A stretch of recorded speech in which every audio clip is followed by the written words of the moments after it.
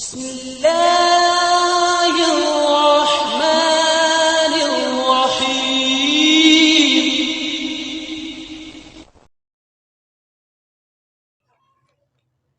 السلام علیکم ورحمۃ اللہ وبرکاتہ۔ کچھ ایسی غلطیاں، کچھ ایسی باتیں کہ اگر ان میں سے کوئی بات قربانی کرتے وقت پائی جائے تو قربانی نہیں ہوتی، بلکہ کچھ غلطیاں ایسی بھی ہے کہ اگر وہ پائی جائے تو اس کی وجہ سے دوسرے لوگوں کی بھی قربانی نہیں ہوتی۔ اس لیے ہمیں چاہیے کہ ہم ان غلطیوں کو، ان باتوں کو اچھی طرح سمجھیں اور جانیں، تاکہ ان غلطیوں سے ہم خود بھی محفوظ رہ سکیں اور دوسرے لوگوں کو بھی ان غلطیوں سے محفوظ رکھ سکیں۔ تو سب سے پہلے وہ غلطی کہ جس کی وجہ سے قربانی نہیں ہوتی، سب سے پہلی بات کہ جب آدمی ذبح کرے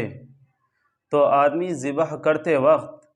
یوں کہہ دے کہ اے اللہ میری مغفرت فرما، یعنی اللہم اغفر لی ذبح کرتے وقت کہے، یا کہ ربنا آتنا فی الدنیا حسنۃ وفی الآخرۃ حسنۃ وقنا عذاب النار، یہ پڑھ لے۔ یہ اسی طریقے سے کوئی اور اللہ سے دعا مانگے یہ ذبح کرتے وقت،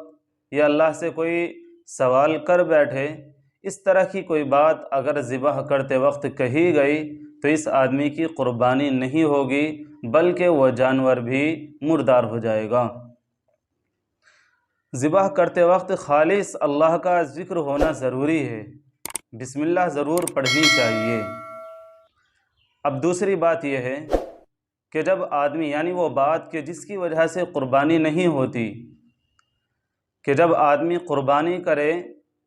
تو بسم اللہ پڑھے۔ اگر کوئی مسلمان کسی مسلمان سے بھولے سے بسم اللہ چھوٹ جائے تو اس کی تو قربانی ہو جاتی ہے، لیکن اگر بسم اللہ یاد ہونے کے باوجود، یاد رہنے کے باوجود پھر بھی اگر کوئی آدمی بسم اللہ نہیں پڑھتا تو پھر اس آدمی کی قربانی نہیں ہوتی، بلکہ جانور بھی مردار ہو جاتا ہے۔ تیسرا مسئلہ، جب آدمی بسم اللہ پڑھ کر کے جانور کو ذبح کر رہا ہے تو کبھی کبھی ایسا ہوتا ہے کہ اس کی رگیں کٹنے سے پہلے ہی چھری دوسرا آدمی لے کر کے اس کو ذبح کرتا ہے، یعنی جو اس کا معاون ہوتا ہے رگوں کو کاٹنے میں، تھوڑا سا گلا کسی اور نے کاٹا، اس نے تو بسم اللہ پڑھی تھی، لیکن کبھی کبھی کوئی دوسرا آدمی بغیر بسم اللہ پڑھے ہوئے باقی رگوں کو کاٹ دیتا ہے،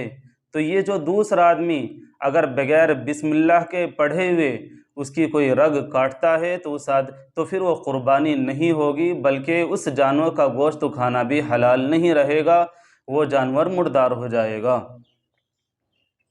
تیسرا مسئلہ، جب بھی قربانی کریں،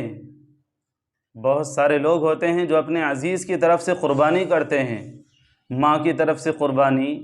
یا والد صاحب کی طرف سے قربانی، یا کسی بھائی کی طرف سے قربانی، یا کسی عزیز کی طرف سے قربانی۔ قربانی یہ اسی وقت ہوگی جب کہ جس کی طرف سے قربانی کی جا رہی ہے اس سے آپ نے اجازت لے لی ہو، جبکہ اس کو بتلا دیا ہو۔ اگر آپ نے اس کی اجازت کے بغیر، اس کو بتلائے بغیر اگر قربانی کی ہے تو یاد رکھیے یہ قربانی نہیں ہوگی جب تک کہ وہ اس کی اجازت نہ دے دیں، اور جب یہ قربانی نہیں ہوگی تو پھر اس نے اگر بڑے جانور میں حصہ لے رکھا تھا، اس کی قربانی نہیں ہوئی تو یاد رکھیے پھر جو باقی 6 آدمی بچے ہیں ان کی بھی قربانی نہیں ہوگی، کیونکہ قربانی کوئی ایسی چیز نہیں ہے کہ ایک حصہ ہو جائے گا باقی حصے نہیں ہوں گے، یا ایک حصہ نہیں ہوگا اور باقی حصے ہو جائیں گے، ایسا نہیں ہے۔ جب ایک کی قربانی نہیں ہوتی بڑے جانور میں تو باقی جو لوگ بچ جاتے ہیں ان کی بھی قربانی نہیں ہوتی۔ بڑے جانور میں ایک حصہ خراب ہوتا ہے تو باقی بھی خراب ہو جاتے ہیں۔ پانچواں مسئلہ، بہت سارے لوگ ایسے ہوتے ہیں کہ سارے گھر والے مل کر کے ایک ہی حصہ لے لیتے ہیں، ایک ہی قربانی کرتے ہیں۔ اگر اس کی صورت یہ ہو کہ ایک آدمی کے لیے قربانی ہو، ایک آدمی کی طرف سے قربانی ہو، اور ثواب میں سارے گھر والے شریک ہو جائیں تو یہ تو صحیح ہے، اس سے تو قربانی ہو جاتی ہے۔ لیکن قربانی میں ہی سارے گھر والے شریک ہو جائیں کہ بھئی یہ قربانی ہم کر رہے ہیں، یہ بڑے جانور میں ہم حصہ لے رہے ہیں، تو یہ حصہ، یہ قربانی سارے گھر والوں کی طرف سے ہیں، سب کی طرف سے ہیں۔ اگر قربانی میں شریک ہے، ایک حصے میں سب شریک ہے، تو یاد رکھیے وہ قربانی نہیں ہوگی۔ اور اگر بڑے جانور میں یہ حصہ لے رکھا ہے تو جب اس کی قربانی نہیں ہوئی، اس کا حصہ نہیں ہوا، تو اب باقی لوگوں کی بھی قربانی نہیں ہوگی، ان کے حصے بھی ضائع ہو جائیں گے۔ اس لیے یہ ایسے مسائل ہیں کہ آدمی کو خود بھی سیکھنے چاہیے اور دوسروں کو بھی سکھانے چاہیے، اور ان باتوں کو، بلکہ یہ جو مسائل ہے ان کو سمجھے اور سمجھنے کے بعد دوسرے لوگوں تک بھی شیئر کرے، تاکہ چھوٹی چھوٹی جو غلطیاں ہیں جن کی وجہ سے قربانی نہیں ہوتی، تاکہ لوگ ان غلطیوں سے بچے اور اس ثواب میں